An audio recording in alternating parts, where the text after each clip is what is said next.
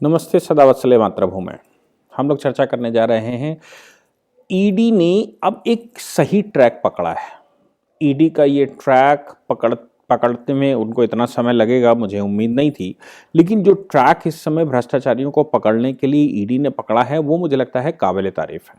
मामला ईडी होता क्या है मैं आपको बताऊं कि हम आरोप जनरली पॉलिटिशियंस पर लगाते हैं और पॉलिटिशियन नो डाउट कि पॉलिटिशियन पीछे से होते भी हैं, लेकिन पॉलिटिशियन कहीं से साइनिंग अथॉरिटी नहीं होते।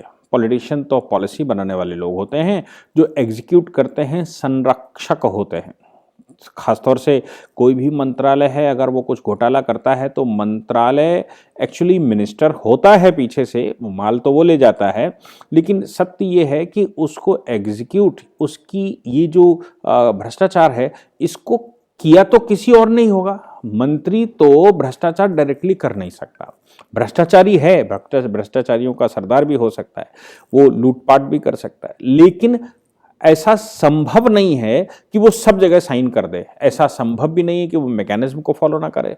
मैकेनिज्म तो उसको फॉलो करनी ही पड़ेगी। अब जिस समय वो मैकेनिज्म फॉलो करता है तो कौन करेगा?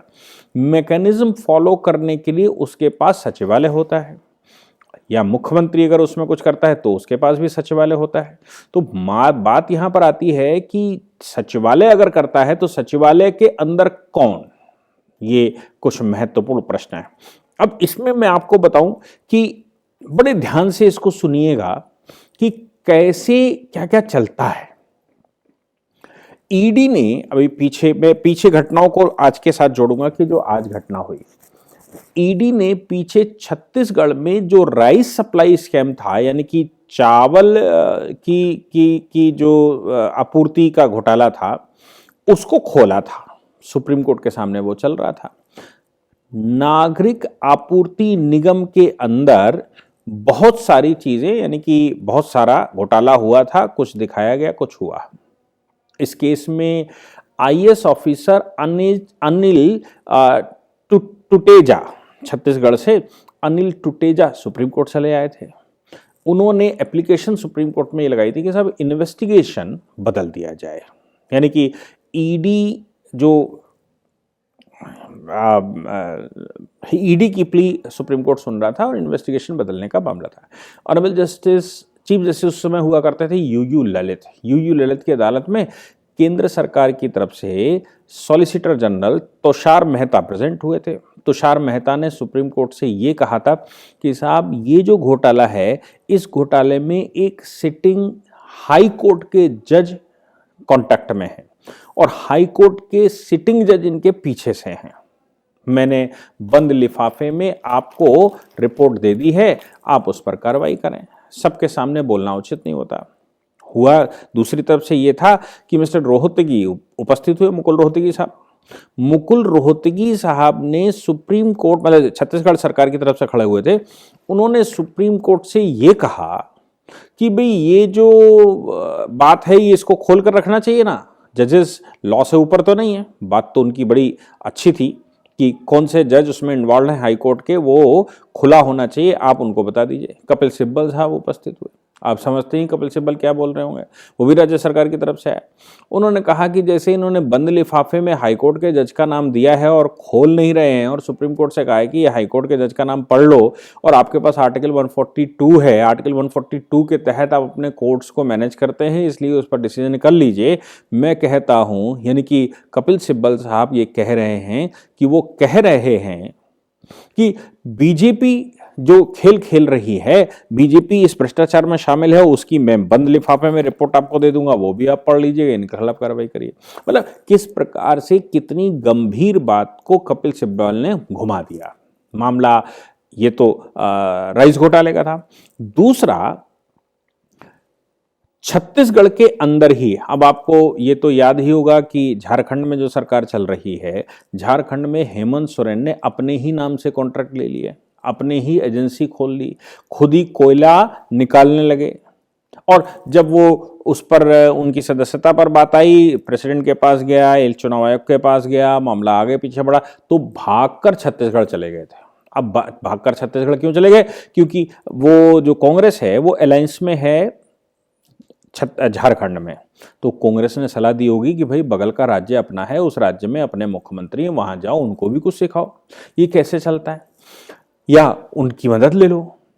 तो भूपेश बघेल की जो कॉन्स्टिट्यूएंसी या भूपेश पटेल का जो बघेल का जो राज्य है जिसमें वो मुख्यमंत्री हैं, उस राज्य में भी ईडी ने कुछ दिमाग लगाया।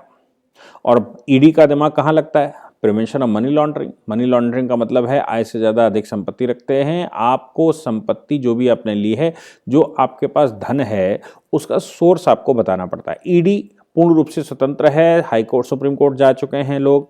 सुप्रीम कोर्ट ने भी कहा है कि भाई ईडी को बांधा नहीं जा सकता, हालांकि वो मामला अभी भी पेंडिंग है। केंद्र सरकार ने कहा कि भाई ईडी को हम अगर पावर नहीं देंगे, केवल इन्वेस्टिगेशन ही तो कर रहा है, जजमेंट तो वैसे भी कोर्ट को ही करना है। इसलिए अगर वो इन्वेस्टिगेशन कर रहे हैं और उनको बिना वारंट के कहीं भी सर्च करने का अधिकार है, वारंट अगर जारी करेंगे तो पता ही लग जाएगा, तो सब मामला छुप जाएगा।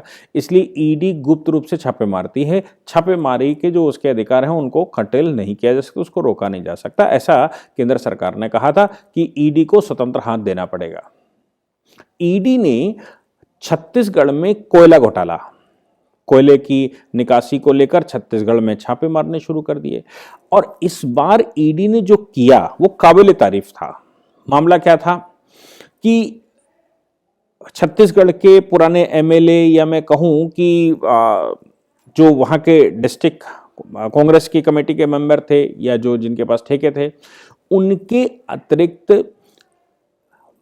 दर्जनों अधिकारी रायगढ़ के कलेक्टर रेणु साहू के घर में चले गए सवेरे सवेरे, और सेपरेट टीमें अलग अलग जगह पर रायगढ़ में, रायपुर में, महासमुंद में, कोरबा में और दूसरे डिस्ट्रिक्ट्स पर एक साथ छापे डाल दिए। ये पीछे अभी कुछ महीने पहले की बात है। छापे डालकर उनके कागज वुगज ले लिए और सामान इकट्ठा कर लिया। लेकिन सवाल यहाँ पर यह पैदा हुआ कि ये जो आईएएस ऑफिसर, उनके पति आईएएस ऑफिसर, उनका आईटी डिपार्टमेंट, मतलब एक लंबी कड़ी, जो सचिव थे, जो उप सचिव थे, जो गुप्त सचिव थे, जो जिस प्रकार के सचिव थे, सबके ऊपर रेड ईडी ने डाली। मामला यहाँ तक आया कि ईडी ने आज सौम्या चौरसिया की गिरफ्तारी कर ली। ये सेक्रेटरी है डिपार्टमेंट में, जो ये आइडेंटिफाई, ये जो निकालते हैं ना कोयला विभाग में, कोयला के मामले में, कोल एक्सटॉर्शन केस में ये इसमें शामिल है। क्या आरोप है इनके ऊपर? ये जो कोयला ढुलाई के कॉन्ट्रैक्ट होते हैं उसमें 25 रुपए पर टन का कमीशन जाता है। भाई ये तो नई बात ईडी ने कह दी, कमीशन जाता है। ये तो हमारे देश में कितनी भी ईमानदार सरकार हो, मैं जब कहता हूं कितनी भी ईमानदार का मतलब है वो ये सरकार ये कहे कि मैं दूध की धुली हुई हूं। कितनी भी ईमानदार सरकार है, सरकारी काम में ऐसा लोगों का कहना है बिना कमीशन के तो कुछ हो ही नहीं सकता। और जितना कमीशन चल रहा है डिपार्टमेंटों में, कहीं 10%, कहीं 12%, कहीं 15%, कहीं 25%, कहीं 50% या 5-7%, वो तो मानकर चलते हैं अधिकारी वर्ग कि ये तो मेरा संवैधानिक अधिकार है, इस विषय पर आप रिस्ट्रिक्शन नहीं लगा सकते, इस विषय पर आप प्रश्न नहीं खड़े कर सकते, ये तो संवैधानिक अधिकार है। अब इन मामलों में 25 रुपए का मामला आया, लेकिन 25 रुपए पर टन के हिसाब से जहां मतलब बहुत बड़े स्तर पर निकलता हो वो तो सामने आ गया। इसके अतिरिक्त कोयले की जो बिक्री होती है, कोयले का जो ट्रांसफर होता है, उसका जो ट्रांसपोर्टेशन होता है, और उसकी खदान में से जो खोद कर चोरी करके बेचा जाता है, वो सब मामले सामने आते ही हैं। तो डिस्ट्रिक्ट में जो डिप्टी सेक्रेटरी हैं सौम्या चौरसिया, उनकी गिरफ्तारी कर ली। उनकी गिरफ्तारी करके कोर्ट के सामने प्रेजेंट कर दिया। कोर्ट ने 4 दिन की न्यायिक हिरासत भी दे दी, मतलब न्यायिक हिरासत नहीं, कस्टडी दे दी। 4 दिन की कस्टडी दी। हालांकि ईडी 14 दिन की मांग रही थी कि भाई इनसे बहुत सारी पूछताछ करनी है, इनके पास बहुत सारा डेटा है, 4 दिन की दे दी गई। लेकिन मेरा मानना इन विषयों पर आज भी बिल्कुल साफ है, और वो साफ मानना ये है कि ये जो सारे घोटालेबाजी होती है इनमें बिना अधिकारी के नहीं हो सकता। तो ये भी एक बात और मैं आपको बता दूं कि बहुत सारी राज्य सरकारें जिनके मुख्यमंत्री बहुत ईमानदार हैं, जैसे उत्तर प्रदेश के मुख्यमंत्री डेड ऑनेस्ट, मतलब ये आरोप नहीं लगा सकता कि 1 रुपया भी कभी उन्होंने इसमें इन्वॉल्व हुए होंगे। तो ऐसे जिन राज्यों में डेट ऑनेस्ट अधिकारी बैठे हुए, डेट ऑनेस्ट मुख्यमंत्री बैठे हुए हैं, उनमें भी सूचनाएं ये रहती हैं कि इस प्रकार के खेल खेले जाते हैं। कौन खेलता है? क्योंकि मुख्यमंत्री जी घर घर नहीं जा सकते, मुख्यमंत्री जी हर एक व्यक्ति को डील नहीं कर सकता, कोई मिनिस्टर भी सीधा डील नहीं कर सकता। लेकिन भाई वो सिस्टम बना हुआ है, जिनको काम चाहिए वो पैसा देते हैं, और पैसा देकर जिनको ऑर्डर चाहिए, जिनको पेमेंट चाहिए, जिनको सिग्नेचर चाहिए, वो सारे पेमेंट करते हैं, मिठाई देते हैं, मिठाई के डब्बे में क्या देते हैं। और भैया जो तय है 10, 12, 15%, 20%, वो तो जाएगा ही जाएगा, वो तो कितना भी ईमानदार व्यक्ति बैठा हो। हालांकि एक बात और सामने रहती है कि जब सरकार बदलती है तो अधिकारी रेट बढ़ा देते हैं और ये कहते हैं कि साहब पिछली वाली सरकार में 18% था, 20 हो गया, जबकि हो सकता है कि सरकार उसमें इन्वॉल्व ही ना हो। तो घोटाले का जो मुख्य केंद्र है वो सरकार से ज्यादा सिस्टम रहता है, और सिस्टम पर हम हाथ नहीं डालते क्योंकि डर लगता है, क्योंकि ईडी भी उसी का पार्ट होता है, सीबीआई भी उसी का पार्ट होता है, इनकम टैक्स भी उसी का पार्ट होता है, वही तो सिस्टम है, वो मिलाकर सिस्टम बनता है। इसलिए सिस्टम पर हाथ डालना थोड़ा मुश्किल काम होता है।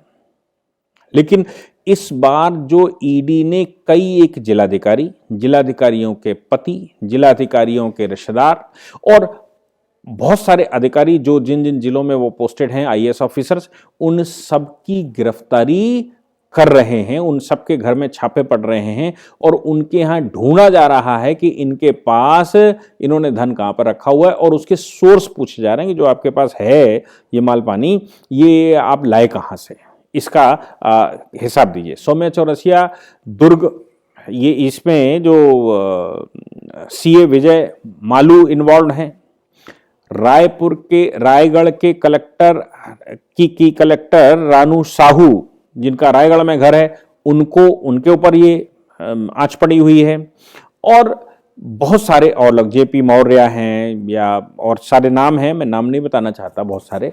लेकिन हाँ, ये पक्की बात है कि ईडी अब अधिकारियों को पकड़ने की कोशिश कर रही है, जो कि सही रास्ता है। पहली बार ईडी ने एक सही रास्ता अपनाया है। अधिकारी अगर पकड़ में आता है, जिसके सिग्नेचर से ये सब कुछ हुआ है, तो नेताजी तो पकड़ में आसानी से आ ही जाएंगे। होता क्या था कि इन्वेस्टिगेशन बैठता था नेताजी के नाम, और नेताजी के खिलाफ इन्वेस्टिगेशन बैठता था, कहीं नेताजी साइन अथॉरिटी है नहीं, केवल ये कह दिया जाता नेताजी ने कहा, तो नेताजी की गिरफ्तारी भी अगर हो गई तो भी घोटाला प्रूफ नहीं होता था, उनके खिलाफ प्रूफ हो ही नहीं सकता था, क्योंकि नेताजी के हाथ का कुछ था ही नहीं। लेकिन सिग्नेचर साइनिंग अथॉरिटी तो अधिकारी है, बिना अधिकारी के मिली भगत कोई घोटाला हो नहीं सकता। तो पहली बार ये जो ईडी ने सही स्टेप लिया है, मुझे लगता है वो एक अच्छा रास्ता, और इसके लिए निश्चित रूप से प्रेरणा स्रोत तो मोदी जी ही रहे होंगे। मोदी जी इन चीज़ों को अच्छे से जानते हैं, समझते हैं। इसके लिए साधुवाद। आगे मैं उम्मीद करता हूं कि इन विषयों पर और गहराई से काम होगा, बड़ी मुस्तैदी से काम होगा।